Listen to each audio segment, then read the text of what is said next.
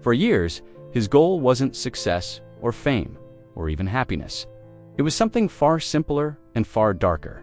Just keep his son alive a little longer. Rob Reiner wasn't clinging to optimism. He was surviving on endurance. Day after day, setback after setback, he repeated the same quiet calculation in his head. If his son could just make it past the next birthday, maybe the worst would loosen its grip. That hope carried him through cycles of sobriety and collapse, treatment and relapse, over and over again, and somehow, against all expectations, it worked.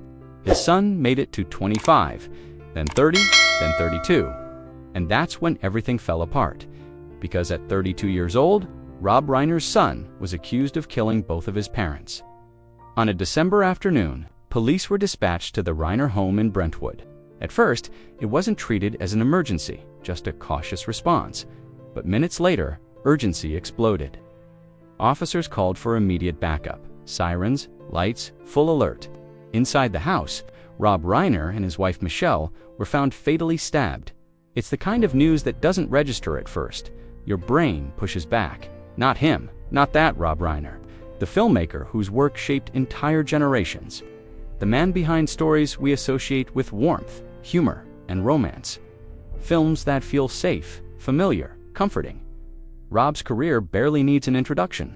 If you've loved movies for the last few decades, you've felt his influence. From sharp satire to timeless love stories, his name sits quietly behind some of the most quoted scenes in modern film. And fittingly, his own love story began on a movie set. Michele was a photographer visiting a friend. They met, that was it. They married in 1989 and built a life together. They raised their children largely outside the spotlight. Their daughter Romy, their son Jake. Rob also adopted his eldest daughter Tracy from his first marriage. And then there was Nick, the middle child whose life unfolded very differently. If you've ever cared for someone battling addiction, you already understand the impossible choices. Step in too much and you're accused of enabling. Step back and you're haunted by guilt. Every option feels wrong and every outcome feels fragile. With addiction and mental illness, progress never moves in a straight line. Hope shows up, disappears, then returns just long enough to hurt again. People who knew Nick growing up remember him as intense, restless. By his mid-teens, drugs had entered the picture. From there, his life became a loop: rehab, recovery, relapse. Again and again.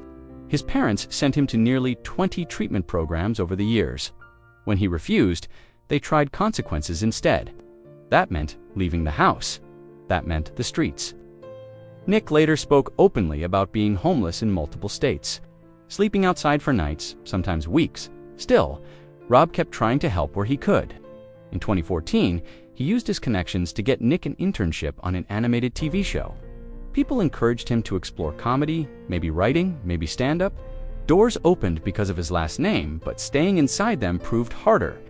A few opportunities came and went. Nothing stuck. Then came a film loosely inspired by Nick's own life. A story about addiction, about a complicated father-son relationship. Rob helped get it made. While promoting the movie together, Nick admitted, he hadn't felt close to his dad growing up, but working on the project changed that. Rob said the script helped him finally understand his son. It felt like progress, like a turn toward something better. But it didn't last by 2025. Nick was still living in the guest house behind his parents' home. Yet outwardly, things appeared stable. Just months earlier, Rob had told friends his son was doing well, that sobriety finally felt real, which only makes what followed harder to comprehend. Police haven't publicly confirmed the exact time of the killings. There's a window, but no precise moment. What they have outlined is the night before. On Saturday evening, Rob and Michele brought Nick to a holiday gathering at Conan O'Brien's home, the kind of party you imagine without trying, famous faces everywhere. Casual conversations among people whose names you already know, but Nick stood out. Witnesses say he approached guests awkwardly, asking who they were, asking if they were famous. Eventually, Rob intervened. Words were exchanged. An argument followed. After that, the timeline fractures. Later that night, surveillance. Cameras captured Nick walking near a gas station not far from his parents' house. He wore a cap, he carried a backpack. One detail stands out: the timestamp appears to be inaccurate by nearly an hour. And then there's nothing. 5 unaccounted hours where no public explanation exists. Early Sunday morning, Nick checked into a hotel in Santa Monica. Staff later said he seemed agitated, possibly under the influence, but noticed no visible injuries. Hours later, a housekeeper allegedly found blood in the room, on the bed, in the shower, a sheet covering the windows. That same afternoon, back in Brentwood, life was supposed to continue as planned. A massage appointment was scheduled. Rob and Michele had dinner plans later with powerful friends. Ordinary routines, but no one answered. The their daughter Romy, who lived across the street, went to check. She entered the bedroom and saw her father. She ran out, screaming. According to reports, she didn't even realize her mother had also been killed until first responders told her. Nick was gone. That night, security cameras recorded him again, this time in South Los Angeles, pacing inside a convenience store, backpack still with him. Shortly after, police cars pulled up near a metro station. Nick raised his hands. Officers moved in. He was arrested without resistance. How did police identify him so quickly? Authorities won't say. They've offered no details about evidence. No confirmation of a weapon, no clear explanation, only that early information led them to Nick at his first court appearance. He wore a suicide prevention vest. He's charged with 2 counts of first-degree murder. No plea yet. His attorney described the case as deeply complex, urging caution.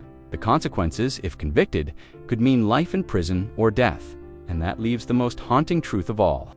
A father spent years trying to keep his son alive. Love fought harder than fear and still lost. Now the world is left asking how survival turned into tragedy, and whether anyone could have seen it coming. If you value careful storytelling that looks beyond headlines, tap like and subscribe to the channel. Your support keeps these stories told with depth, not noise. Sometimes the battle ends long after hope arrives.